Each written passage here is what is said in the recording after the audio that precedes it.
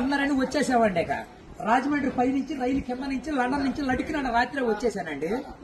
నేను వస్తా జరగాలి మీ కోరికని గుమ్మడికాయ అంత బంగారాన్ని తీసుకొస్తుంటే కుక్క ముట్టుకోకుండా కుక్క తోక ముట్టుకుంది విజయవాడ బస్ స్టాండ్. కుక్క తోక ముట్టుకున్న బంగారం మళ్ళీ మీరు ముట్టుకుంటారా లేదని 7 పాలేళ్ళ పెట్టించేసి ఏట్లో పడేపించానండి. 3 కోట్లు తీసుకెళ్లి మురికాలలో పడేశాను. మా ఇంట్లో కోట్లు కుక్కలు తింటుంటాయండి, లక్షలు లక్కలు తినేస్తుంటాయి, ఎలుకలు తినేసి చిల్లర చీమలు తినేసేస్తాయి. ఇక కాగితాలు కట్టుంటే కాగితాలు తీసుకెళ్లిపోతాం. మాకు పొయ్యిలో ఎండి ఇంట్లో బంగారం ఉందండి, కాకపోతే ఇంట్లో వాళ్ళు ఎసట్టాలు బియ్యం లేక ఎండిపోతున్నారు. గురుగారు మీకు ఏమన్నా డబ్బుకి కానీ ధాన్యానికి కానీ ఏమన్నా లోటుగా ఉంటే మాకు కౌరు చేయండి, మేము పంపించేస్తాం. మా అడ్రస్ మండలం మధ్య యాగారం, దాని పక్కనే ఉండదండి, మల్లెడికి పక్కన పిల్లడికి మా ఊరు. దానికి మా అడ్రస్ కి సాయంకాలం ఉత్తరం రాసేసి పోస్ట్ లో అయిపోకుండా పొయ్యిలో వేసేయండి. మీరు పరిగెత్తుకుంటూ వచ్చేసి పంటకాల ఒక 10ంటికి నుంచోండి, నేను 3ంటికి మురికాలలోకి అందించేస్తా డబ్బు. పగిలిపోయిన వాడి మీద వచ్చేస్తాం మీకు 10 కోట్లు మరి డబ్బు. అక్కడ బుట్టతో తీసి తట్ట మీద ఆరబెట్టుకోండి.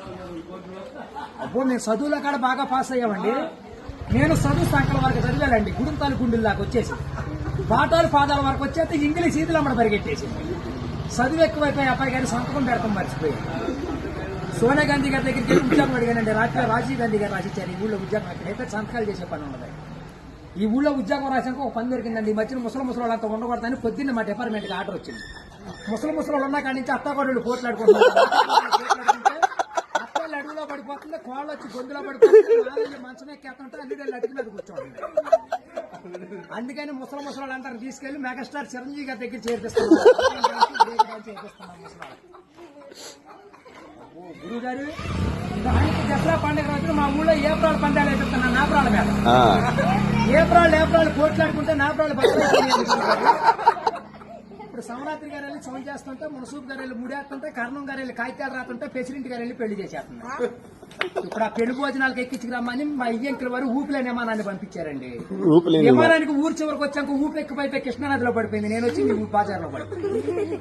ఇవాళ సార్జీకి మీరు 500-600 ఇచ్చారంటే సార్జీ డబ్బులు పెట్టుకుని వెళ్ళి కాకినాడ వెళ్ళి కాఫీ తాగి అక్కడ మీ పేరు పేపర్లో వేసేస్తారు.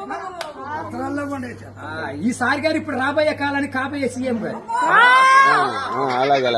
మీ పేరు పేపర్లో వేపించేస్తానండి. ఈనాడు పేపర్లో వేపించానంటే ఆంధ్ర జ్యోతులు అక్షరాలు లేకోకుండా వచ్చేస్తున్నాను. చదువుకున్నోడు చదువుకోవచ్చు, చదువు లేనివాడు చదువుతాయి. దొరగారు మన ఊరంతా ఖాళీగా ఉందని సాయంకాలం మన ఊరు కాలువలో కరువు మీటింగ్ పెట్టిస్తున్నాం. మీరంతా అక్కడ వచ్చేయండి. ఇప్పుడు కాలువలో కరువు మీటింగ్ పెట్టించి నూతులో టిక్కెట్లు ఇప్పించి ఏట్లో సినిమా చూపించి బుడమెట్లో చూపిస్తున్నా బుడకట్ట. అక్కడ నీటి మీద తామరాకులు వేసి తామరాకుల మీద కుర్చీలు వేసి కుర్చీల మీద కూర్చోబెట్టించి మనిషికి 50,000 లోన్ ఇప్పించారు. 50,000 లోన్ దొరగారు ఇప్పుడు మాకు 7 అంతస్తుల మేడ, 25 పాడిగేదలు, 10 మంది పాలేళ్లు, 7 దున్నపోతులు ఉంటాయండి మా ఇంట్లో.